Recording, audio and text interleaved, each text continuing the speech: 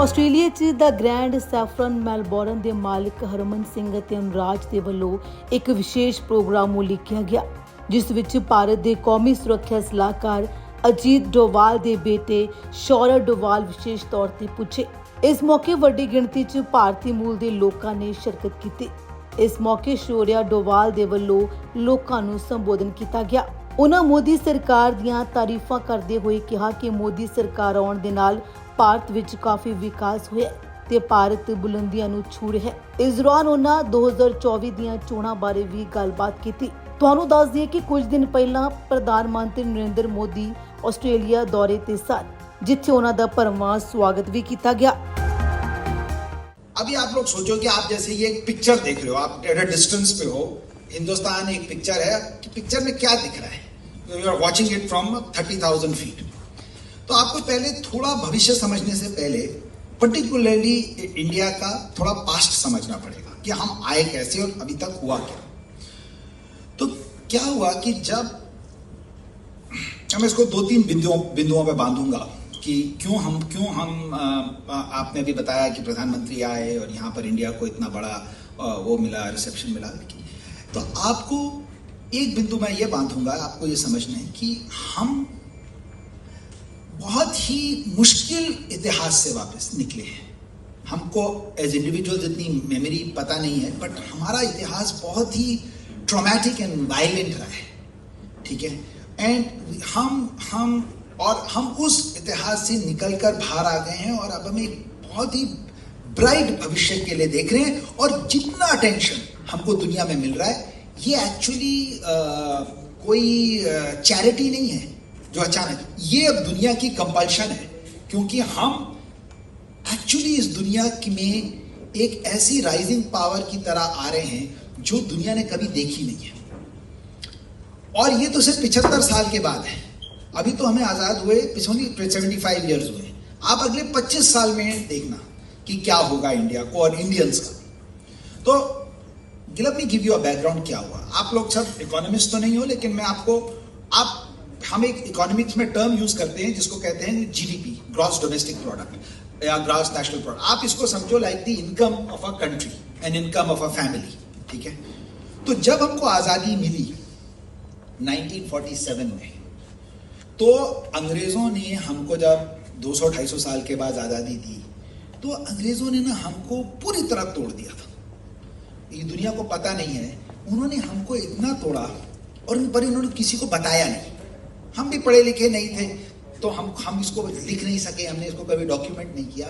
जब अंग्रेजों ने हमको छोड़ा तो हमारी देश की लिटरेसी सिर्फ 6% थी।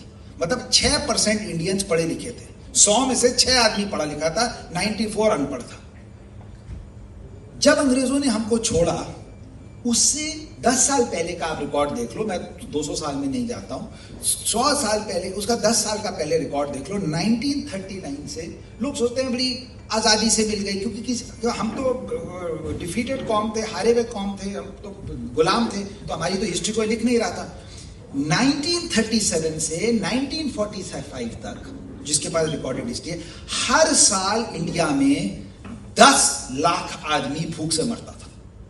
1 million Indians died every year of hunger. किसी ने कुछ नहीं बोला। 1942 में चर्चिल ने हमारा खाना उठाकर शिपों में रख दिया, ये सोचकर कि ब्रिटिश फौज को सेकेंड वर्ल्ड वॉर की लड़ाई में चाहिए होगा, इसलिए खाने को स्टॉक कर दो। खाना जमीन से उठाया और बे ऑफ बंगाल की शिप में रखा। 60 लाख आदमी मर गया, 6 मिलियन आदमी मर गया सड़कों पे, भूखा आदमी, औरत, बच्चे। और क्योंकि खाना नहीं था, वो बाद में खाना चूहे खा गए शिपों पे, पर इंडियंस मर गए, ठीक है। 60 लाख आदमी, कोई इसका रिकॉर्ड नहीं, किसी ने इसके बारे में चू तक नहीं करी, आज तक इसके बारे में कोई बात नहीं करता। तो ऐसे टूटे हुए कौम को, ऐसे टूटे हुए लोगों को 15 अगस्त 1947 को आजादी मिलती है। जब हमको आजादी मिलती है, हम उस जमीन पर 30 करोड़ लोग होते हैं और हमारी जीडीपी उस दिन में, उस साल $30 बिलियन होती है। आप समझो 30 रुपया, मोटा आप एक उसको नंबर्स को बिलियन, $30 बिलियन होती है। हम किसी को कुछ नहीं कहते, हम धीरे धीरे अपने देश का निर्माण शुरू करते हैं। मैं आपको सिर्फ पहला एक statistic, I give you one statistic. $30 billion in 1947। हम 60 साल चुपचाप बिना किसी को कहे, बिना पॉलिटिक्स चलती है, ये चलता है, करप्शन है, गंदगी है, डिजीज, तो आप जितनी इंडिया को गालियां देते हो सब चलता है। हम चुपचाप काम करते हैं। हम अपनी इंजीनियरिंग कॉलेजेस खोलते हैं, अपने मेडिकल कॉलेजेस खोलते हैं, अपनी हम 2007 में 30 बिलियन से अपनी इकोनॉमी को $1 ट्रिलियन कर देते हैं। Now just to give you a sense, that is from 30, that is अगर हमारी इकोनॉमी 30 रुपए थी तो 1000 रुपए हो जाती है। Now this $1 trillion is not a small, is a very unique number, because in this world of 200 countries, there are only 16 countries in the world, even today, that have an economy the size of $1 trillion. That is what is constituted the G20. आप लोग सुनते होंगे आजकल the group of 20 countries that design the shape of the world. India becomes a member of the G20. In 60 years. Now, Hindustan में हम कहते हैं कि हिंदुस्तान में क्या, everywhere in the world, एक नस्ल की उम्र 20 साल होती है। 20 years is the life of a generation. So, 3 generations खप जाती हैं, ठीक है? Great grandfather, grandfather, father. हम परिवार की इनकम या देश की इनकम 30 रुपए से 1000 रुपए कर पाते हैं। It's still a big number because we are now among the top 20 countries, और 200 countries में से 108 कंट्रियों को हम पीछे छोड़ा है, और हम पहले 180 को, और हम टॉप 20 में आ गए। 3 ट्रिलियन, तो 2007 में हम 1 ट्रिलियन क्रॉस करते हैं।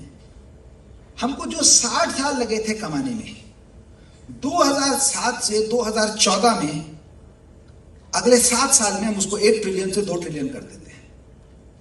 जो हमको 60 साल लगे वो अगले 7 साल में कमा लेते हैं, और 2014 से 2019 में 5 साल के अंदर हम 3 ट्रिलियन क्रॉस कर जाते हैं। तो जो हमको 60 साल लगे, फिर हमने 7 साल में किया, फिर हमने 5 साल में किया। आज हमारी इकोनॉमी $3.3 ट्रिलियन की है 75 साल में। हम जिसको 250 साल यूके ने हमारे को मरॉड किया, रेप किया, हम उससे बड़े हो गए।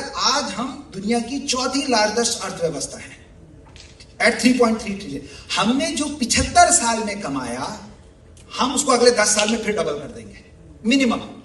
मतलब by the time we hit 2034, we will be a 7 trillion economy at the minimum. So we are a 3.3 trillion economy in 75 years. We will be a 7 trillion economy in the next 10 years.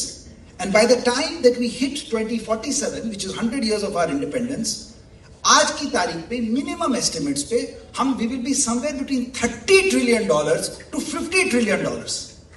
मतलब अगर हमको मोदी जैसी सरकार मिल गई तो हम America से बड़ी इकोनॉमी हो जाएंगे। अगर हमें मायावती भी मिल गई तो भी हम 30 ट्रिलियन हो जाएंगे, ठीक है? मेरा मतलब ये तो हमको कोई नहीं रोक सकता। मतलब हम दुनिया की 2nd या 3rd अर्थव्यवस्था हो जाएंगे। दैट मीन्स इन्होंने हमको 30 बिलियन पे छोड़ा था 1947 में, हम 30 ट्रिलियन होंगे 2047 में। 100 साल के अंदर 1000 times increase in the per capita income is an unprecedented history in the world history. Not even China has achieved it. This is going to be the achievement of India. In 100 years, growth and prosperity of India is now actually a matter of fact. And by the time, interestingly, we become a $5 trillion economy or a $6 trillion economy, there will be at least 3 or 4 states in India that in itself will be $1 trillion. So Maharashtra, Karnataka, right, even maybe Tamil Nadu will be a trillion. So G20 countries के अंदर में से तो 3-4 20 countries हम अपने में समा जाएंगे, ठीक है ना? क्योंकि इतना बड़ा साइज किसी के पास नहीं है कि हम जब 30-40 ट्रिलियन होंगे तो हमारी इंडिविजुअल स्टेट्स भी अपने में $1 ट्रिलियन होंगे। So when we talk about growth and prosperity, actually, and I'm here talking to some of these super funds and these big Australian institutions. Actually, India is no longer a poor country, and Indians aren't any more poor. Some of us may have come here because we left